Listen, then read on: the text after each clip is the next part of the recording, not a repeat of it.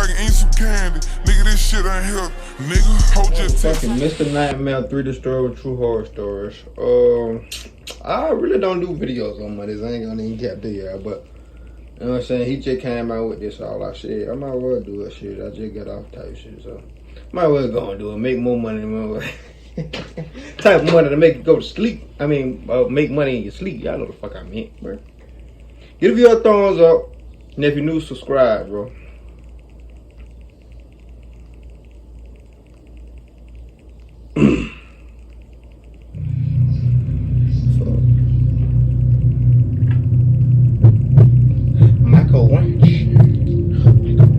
When I was around 12, I had the one bedroom in the house that wasn't on the second floor. My parents' house was a high ranch, so when you entered the house, it split off to 2 floors. One half flight of stairs going upstairs and one downstairs. The downstairs level had the den, the garage, my bedroom, and a bathroom. The other 3 bedrooms in the house were all upstairs. Since I grew up the oldest and the only boy in the house with 2 sisters, I got the room downstairs because it was the biggest and technically the coolest room. After I turned 10, my parents gave my twin bed to my little sister and I got a full-size bed, which was a bit of an upgrade because the room was big and could certainly fit a bigger bed.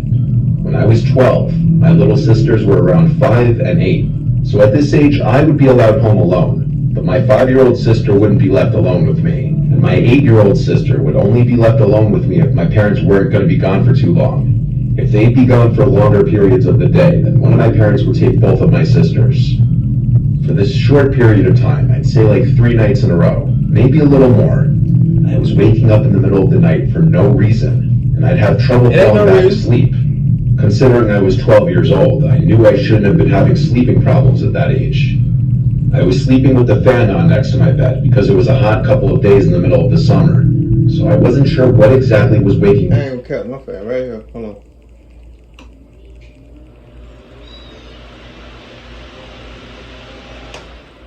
I always go to sleep with my fan on. I don't go fuck if it's 30 degrees out this motherfucker. My fan still coming on. And I just started watching the Equalizer too. I fuck with it with Queen Latifah. The show Equalizer, not the movie with Denzel. The show, I fuck with it. Y'all know I love me some shows. I got done with SWAT. Man, I love SWAT. Y'all need to go watch SWAT, man. That's a good show. Great fucking show. Great show. Considering the fan provided a steady white noise. One of these nights, I got up after waking up to refill my glass of water. I went to the bathroom right outside my bedroom, and as I was filling it up, I thought I heard something come from inside my room. I turned off the faucet and then listened, but now there was nothing, just the sound of the fan. I walked to the doorway in my bedroom. I couldn't tell what it was, but something was creeping me out about my room now. I went upstairs to the living room and decided to sleep on the couch that night. I fell asleep eventually, but that same night, again, I woke up, this time to noises from the kitchen.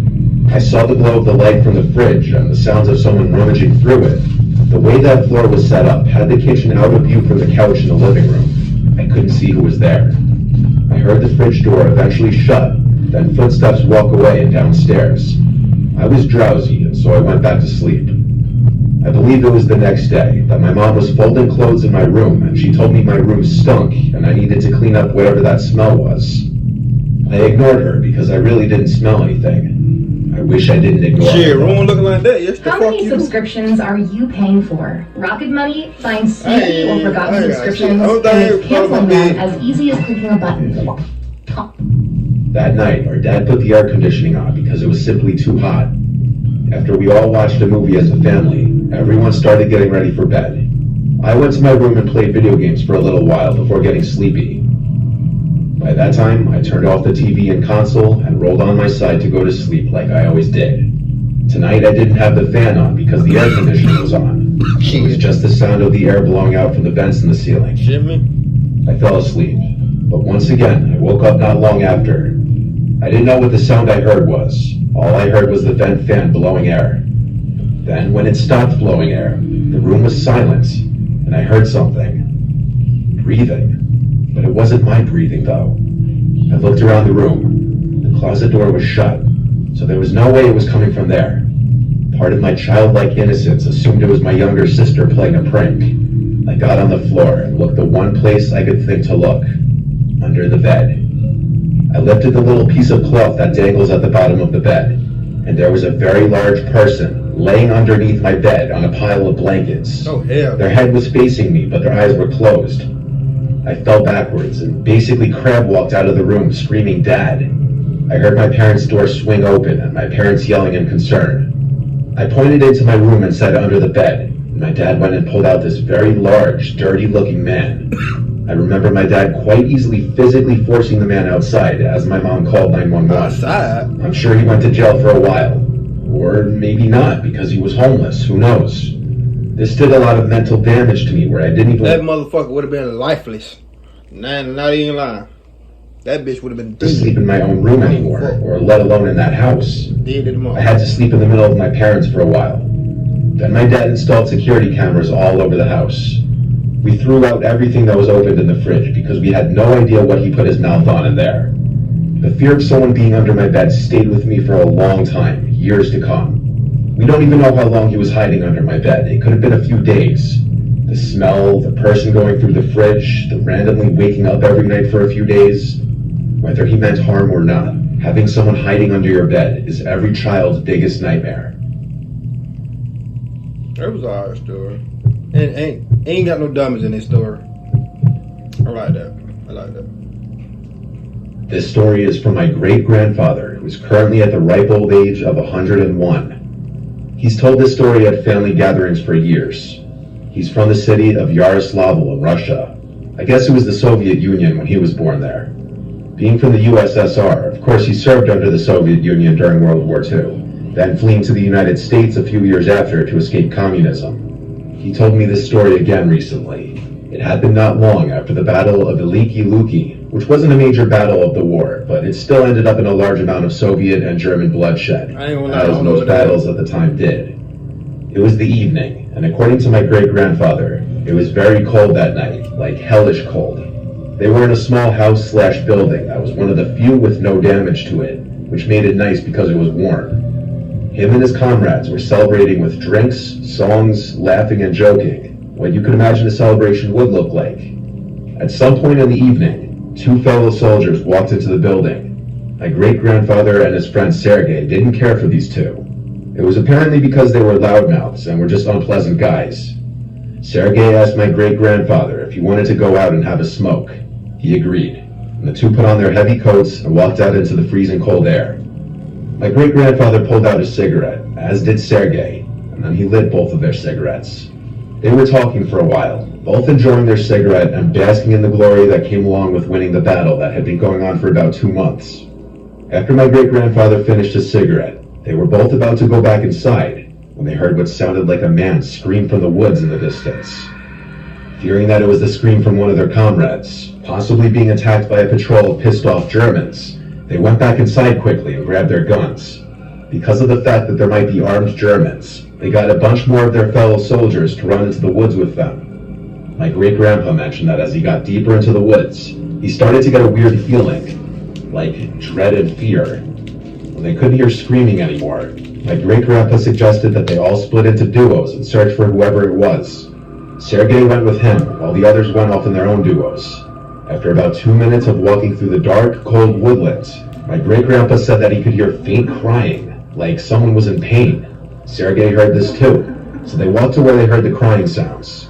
They started seeing drops of blood in the snow, so they both began to take the situation as more of a threat than they were earlier. It still gives me chills when my great-grandpa tells me this part. When him and Sergei got to the source of the crying sound, they had found the most bizarre and disturbing scene they had witnessed. 2 German soldiers on the ground, one of them dead, one alive. One of them had their uniforms ripped and bloodied. The alive one was cowering by a tree, muttering stuff in German. He didn't notice my great-grandpa and Sergei right away. My great-grandpa then walked towards the other body. The corpse was horrifically mutilated, missing limbs, skin ripped off the face. His uniform was shredded and it looked like he had been scalped. Another thing that stood out to my great-grandpa was the smell. He couldn't describe the smell, saying it wasn't like a dead body, but more like chemicals. The corpse looked fresh. Sergei investigated the living soldier, who then, noticing Sergei, jumped back in terror, as if he had been traumatized. He was shouting stuff in German. It was only then that my great-grandpa noticed that his leg had been torn apart and his chest was bloody. He said he could remember that German screaming something like Das Kolas or something similar. Sergei pulled out his pistol and put the German out of his misery with a single shot to the head. Almost immediately after this, my great-grandpa described hearing moaning-like noises. That's when a very tall thing started running in the darkness away from them. Afraid, Sergei and great-grandpa started shooting erratically in the direction of the thing. The other men ran over, but the thing was gone. All of the men were reprimanded when they got back to the village, but a report was sent to the high command. It was never investigated further. My great-grandpa claims that it was the most terrifying experience of his life. It makes him stressed when thinking back on the sight of that mangled German and that thing. Bigfoot. Do your kids always nag you in store to buy something?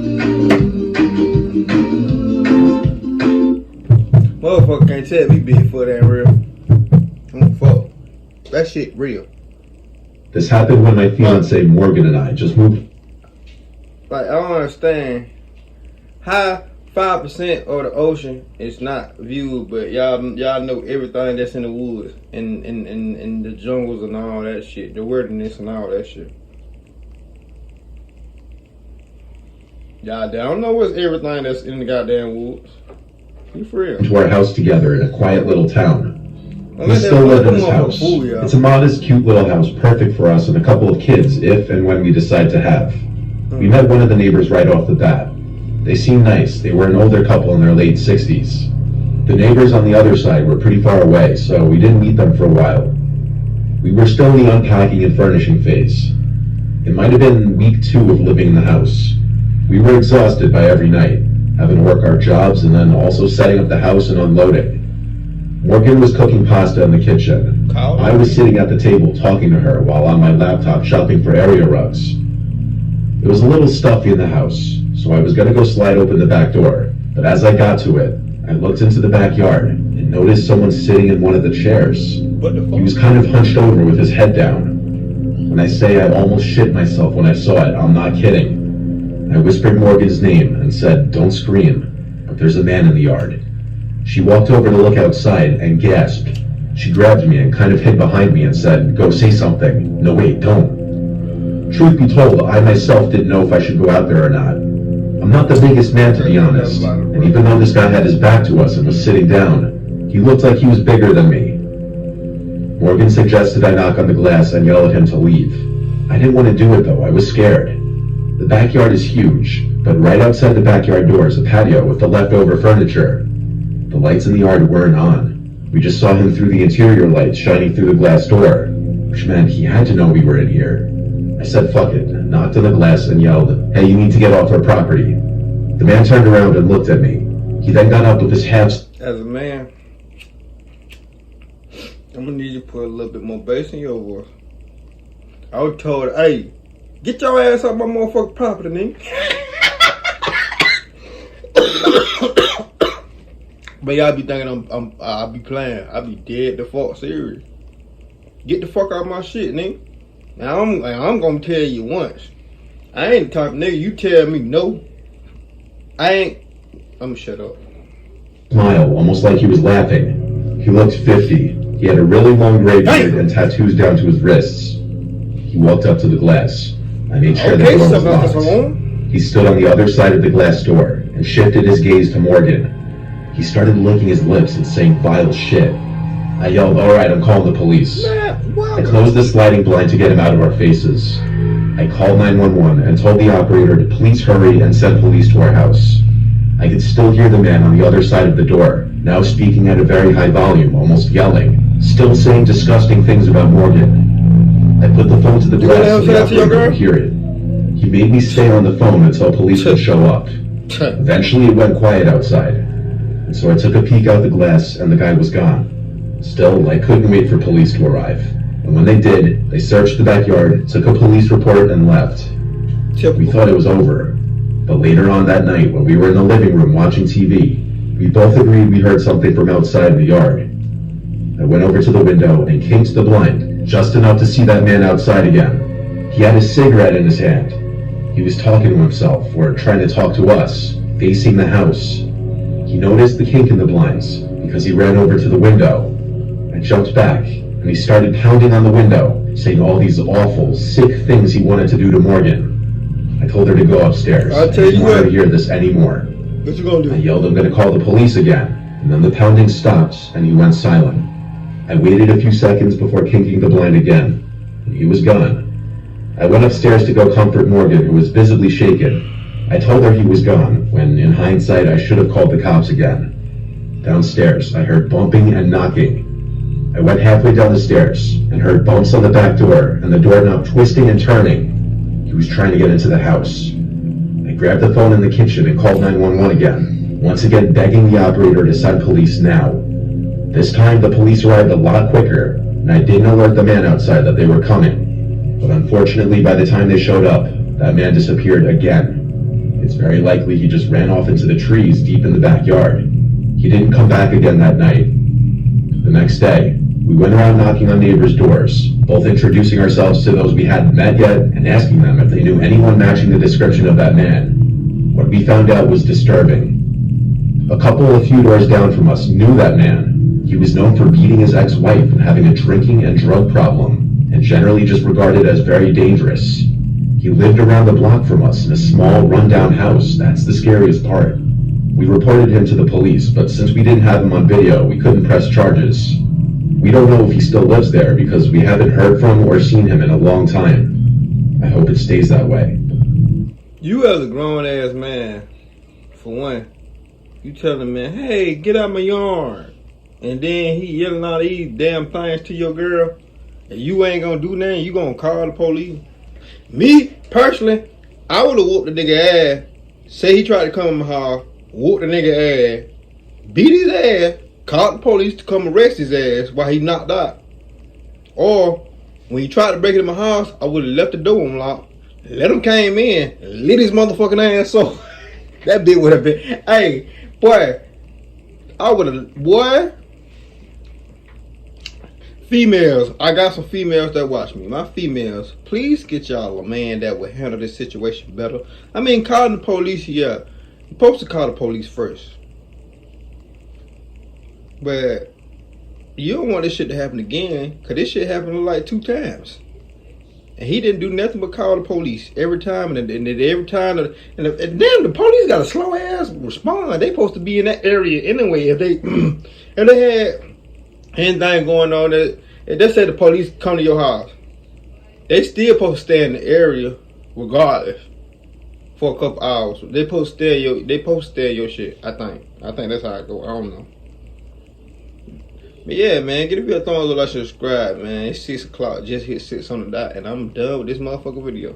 See y'all motherfuckers on that video. I'm finna get ready to cook. So yeah, man. See y'all motherfuckers on that video. Let's ride.